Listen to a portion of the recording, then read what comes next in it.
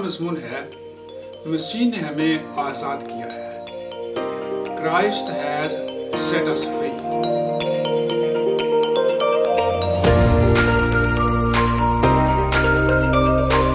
عزیز ناظرین، کتاب مقدس کی تعلیمات پر مبنی پروگرام بھرپور زندگی میں سڈنی آسٹریلیا سے آپ کو خوش آمدید کہتے ہیں.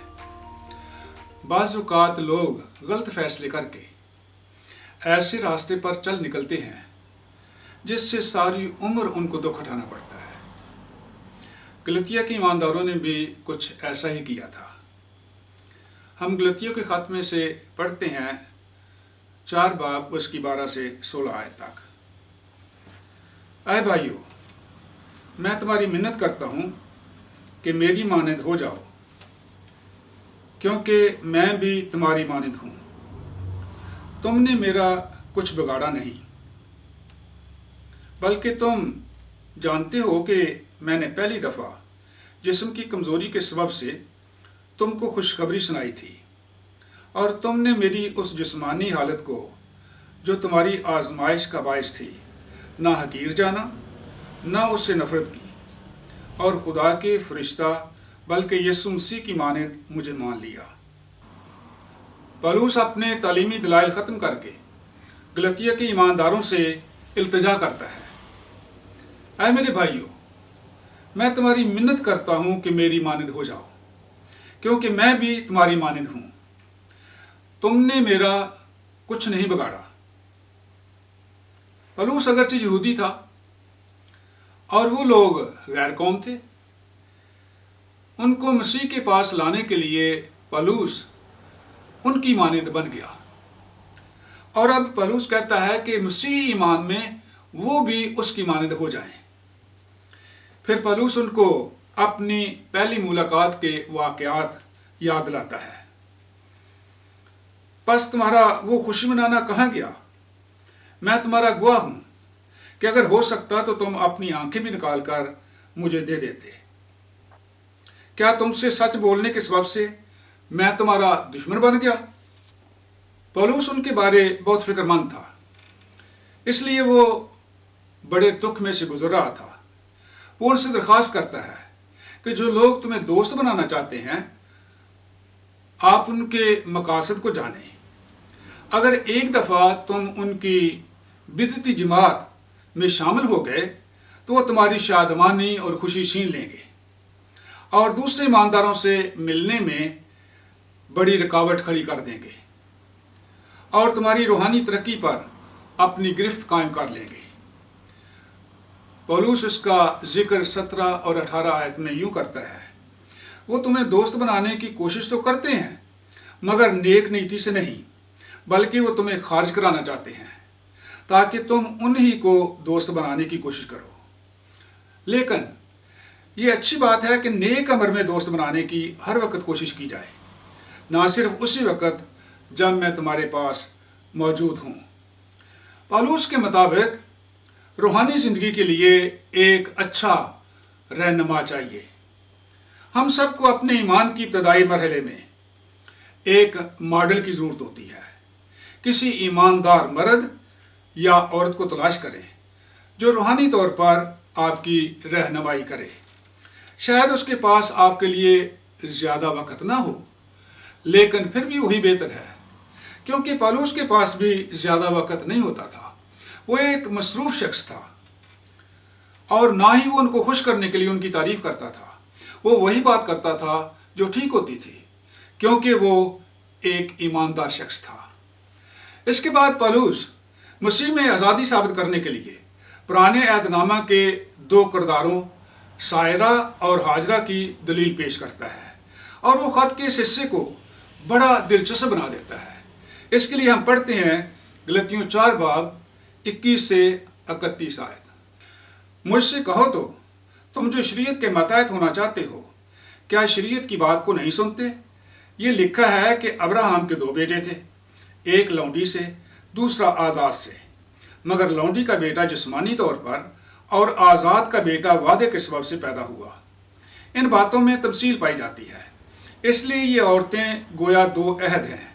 ایک کوئی سینہ پر کا جس سے غلامی پیدا ہوتے ہیں، اور وہ ہاجرہ ہے، اور ہاجرہ عرب کا کوہ سینہ ہے، اور موجودہ یروشلم اس کا جواب ہے، کیونکہ وہ اپنے لڑکوں سمیت غلامی میں ہے، مگر عالم بالا کی یروشلم آزاد ہے، اور وہی ہماری ماں ہے، کیونکہ لکھا ہے، اے بانجھ تو جس کے اولاد نہیں ہوتی خوشی منا، تو جو درج ذیل سے ناواقف ہے آواز بلند کر کے چلا، کیونکہ بے کس چھوڑی ہوئی کی اولاد شوہر والی کی اولاد سے زیادہ ہوگی۔ پس اے بھائیو، ہم اسحاق کی طرح وعدے کے فرزند ہیں، اور جیسے اس وقت جسمانی پیدائش والا روحانی پیدائش والے کو ستاتا تھا، ویسے ہی اب بھی ہوتا ہے۔ مگر کتاب مقدس کیا کہتی ہے؟ یہ کہ لونڈی اور اس کے بیٹے کو نکال دے، کیونکہ لونڈی کا بیٹا آزاد کے بیٹے کے ساتھ ہرگز وارث نہ ہوگا۔ پس اے بھائیو، ہم لونڈی کے فرزند نہیں بلکہ آزاد کے ہیں۔ پالوس ابراہم کے عہد اور موسیٰ کی شریعت پر بحث کرتے ہوئے کتبہ مقدسہ کے گہرے مطالعے سے ایک زبردست دلیل پیش کرتا ہے۔ کتاب مقدس کی تشریح کے طریقہ کار کی وجہ سے یہ دلیل خوبصورت ہے، جس سے پالوس اپنے دعوے کو ثابت کرتا ہے۔ آیت 24 میں پالوس کہتا ہے کہ ان باتوں میں تمثیل پائی جاتی ہے۔ اس کا گہرا مطلب ہے جس کی اب وہ وضاحت کرتا ہے۔ وہ کہتا ہے کہ پرانے عہد نامہ کی ایک کہانی کے واقعات نئے عہد نامہ کی ایک سچائی کو ظاہر کرتے ہیں کہ خدا سائرہ اور ہاجرہ کے کرداروں کے مطابق نئے عہد نامہ میں تمام مرد اور عورتوں کے ساتھ سلوک کرتا ہے۔ ان کے ساتھ کیا ہوا تھا، نئے عہد نامہ میں یہ سچائی ظاہر کی گئی ہے۔ ہم بہت سی مثالوں میں اس شکل کی ٹائپ دیکھتے ہیں۔ ابراہم کی 2 بیویاں سائرہ اور ہاجرہ، ابراہم کے 2 بیٹے اسحاق اور اسماعیل، 2 پہاڑ کوہ سیون اور کوہ سینا، یروشلم کے 2 شہر، آسمانی یروشلم اور زمینی یروشلم۔ ایسا معلوم ہوتا ہے کہ پالوس کی اس دلیل کی وجہ یہ تھی کہ پالوس کے مخالف پرانے عہد نامے کی اس کہانی سے نسل کی برتری ثابت کرتے تھے۔ وہ کہتے تھے کہ اس دنیا میں 2 قسم کے لوگ ہیں، عہد کے لوگ، سائرہ کے بیٹے اسحاق کی نسل یعنی یہودی لوگ، اور دوسری قسم وہ لوگ جو خدا کے ساتھ عہد میں شامل نہیں ہیں، وہ ہاجرہ کے بیٹے اسماعیل کی نسل ہے، اور وہ غیر اقوام ہیں، اور ملک معودہ میں میراث کا حصہ صرف اسحاق کی نسل کو ملے گا۔ لیکن پالوس اس کی وضاحت اس طرح کرتا ہے کہ یہودیوں کو بہت بڑا جھٹکا لگتا ہے۔ پالوس اس بات پر زور دیتا ہے کہ ان 2 جوڑوں کا روحانی مطلب 2 نسلیں نہیں ہیں بلکہ 2 قسم کے مذہب ہیں۔ ایک طرف غلامی کا مذہب ہے جو پرانے عہد نامہ کے کردار ہاجرہ کو ظاہر کرتا ہے، جو ایک غلام عورت تھی، اور وہ اسماعیل کوہ سینا اور زمینی یروشلم کو پیش کرتا ہے۔ دوسری طرف آزادی کا مذہب ہے جو پرانے عہد نامہ کے کردار سائرہ کو ظاہر کرتا ہے، جو ایک آزاد عورت تھی، اور وہ اسحاق کوہ سیون اور آسمانی یروشلم کو پیش کرتا ہے۔ پالوس دلیل دیتا ہے کہ ان 2 مذاہب کے نظام ہمیشہ ایک دوسرے کے مخالف رہے ہیں۔ ابراہم کے گھرانے میں سائرہ اور ہاجرہ ایک دوسرے کی مخالف تھیں، اور پھر اسحاق کی نسل اور اسماعیل کی نسل ہمیشہ ایک دوسرے کے ساتھ جنگ کرتے رہے ہیں۔ پالوس کہتا ہے کہ تمہارے درمیان ایسے لوگ بھی ہیں جن کا تعلق ہاجرہ سے ہے، لیکن وہ غیر قوم نہیں ہیں بلکہ وہ یہودی ہیں، اور یہ ہم مسیحی ہیں جو سائرہ کے بیٹے اسحاق کے حقیقی وارث ہیں۔ جہاں تک ملک معودہ میں میراث کا تعلق ہے، ہم زمین پر مسافر اور پردیسی ہیں۔ ہمارا وطن کنعان نہیں ہے بلکہ آسمانی یروشلم ہے، اور ہمیں آسمان میں میراث ملے گی۔ اب ہاجرہ عرب کا کوہ سینا اور موجودہ یروشلم کو ظاہر کرتی ہے، جو یہودیوں کا شہر ہے۔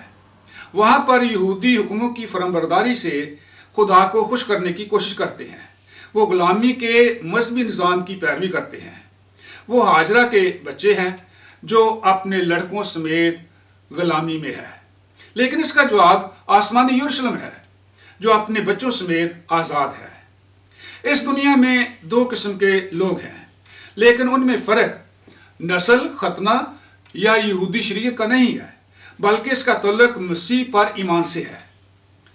مسیح پر ایمان سے ہم شریعت کی غلامی سے آزاد ہو جاتے ہیں، اور عالم بالا کی یروشلم بھی آزاد ہے، اور اب وہی ہماری ماں ہے۔ پالوس کا دعویٰ ہے کہ مسیح نے ہمیں آزاد کیا ہے۔